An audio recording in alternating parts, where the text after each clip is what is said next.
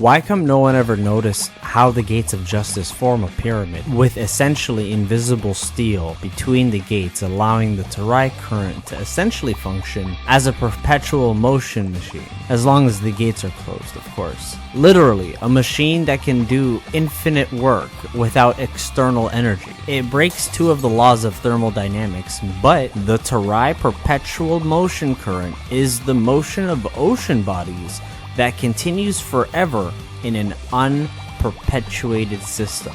The sea current and the deep sea currents both encompass the entire ocean of One Piece. Ships can't leave the Tarai current, as far as we know for now. Neither can they fly out of that pyramid either. Could those invisible walls between the gates be the same technology from the scene on Egghead? Again, Lilith Punk says fire can be converted into anything. Quick flashback to chapter 594.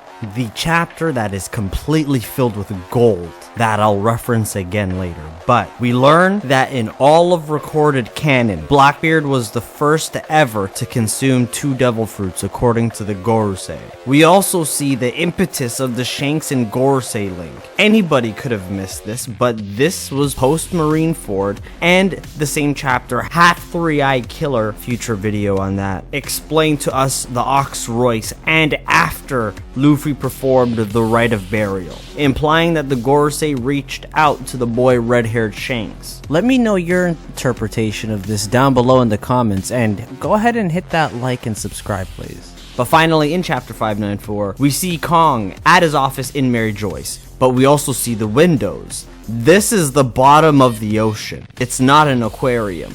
Even if it was an aquarium, it supports the idea that Mary Joyce's red line side is completely hollow. More on that later. But it's the latest chapter that's the most relevant to us here. Did you know the Alabastan ship hasn't left the Red Port yet since Cobra was murdered and Vivi disappeared at the same time? And from chapter 906's informations and implication, probably in the same room as well. A murder and a disappearance happening in the same room makes no sense if the true goal of the Gorosei was to just pin it on Sabo anyway. Kuma is currently scaling the red line, paralleling the giant robot on Egghead. But let's look at Kuma in this flashback. Those are his ears. This could very well mean that Kuma is a panda man. Oda, through design, has canonized one of the strongest running memes in One Piece. The joke backstory is that he saw Princess Kaguya, became a devil Chojin, then went on to preside over his own island. Appearances of Panda Man have pointed all the way back to Mont Blanc Nolan's era, but more on that later. Chapter 1072 also gave us the first ever successful clone, that was Buckingham Stussy of the Rocks Pirates. We also see in the cover story Caesar himself holding an all-black devil fruit. This is the first time I've ever seen one.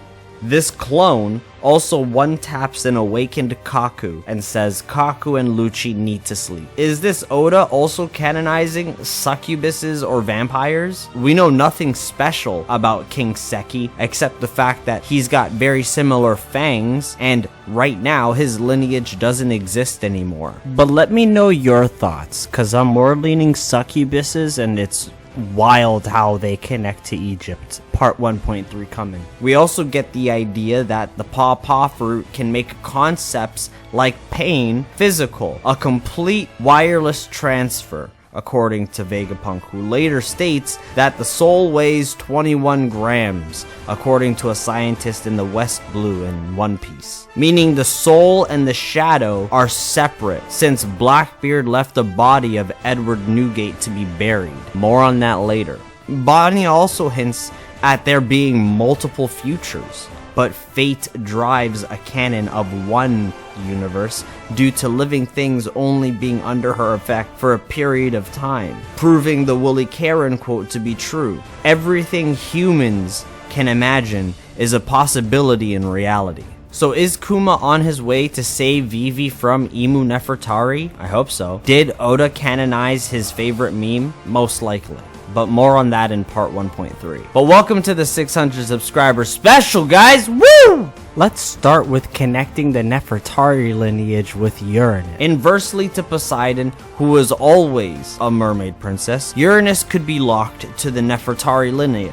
That lineage obviously is diluted by the time Cobra is depicted to us. The control or influence over the universal Haki frequency by which all Den Mushis interact with. Go ahead and check out Counter Agenda from the main host of the creator Kumite, Dire Regulus, link in description. Haki in One Piece goes by different names. On Skypiea they refer to it as Mantra. In Wano it's called Ryo, meaning it's most likely the case that Haki is directly inspired from the system the ancient Egyptians in real life called magic, Heka, the god of which was called Hapi, and the god of wisdom that controlled both was Medjed and was referred to as the smiter from the house of Osiris. Fun fact, if you take 2Ds and slap them together, you get the symbol of Osiris, called Fi. More on that in part 1.3. But now we need to establish the idea of a celestial dragon deciding to overtake the country they ascended from using the fall of Dressrosa from Doflamingo's arrival to King Riku's window. As an allegorical parallel, which I promise I'll explain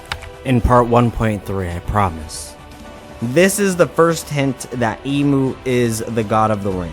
More later, but Oda has now canonized the idea that every out there theory and philosophy is essentially canon in One Piece due to him being a conceptual writer, meaning Oda Sensei broadens an idea to its furthest possible extreme. For example, Oda made the Nika fruit design in inspiration from Hanuman, the progenitor of the concept of a monkey deity. Knowing that, wouldn't Blackbeard be Sun Wukong, the defier of gods? Through this logic, I mean, on Jaya, Blackbeard only had Van Augur, Jesus Burgess, and Doc Q, including Stronger. That's 5. Now look at this image of the people from Journey to the West. More on the final fight in part 1.3. And you can't tell me with a straight face that the Yami Yami no Mi and the Gomu Gomu no Mi do not look almost very similar. So we're most likely looking at a mythical Zoan with Blackbeard. What type? Later on, I promise.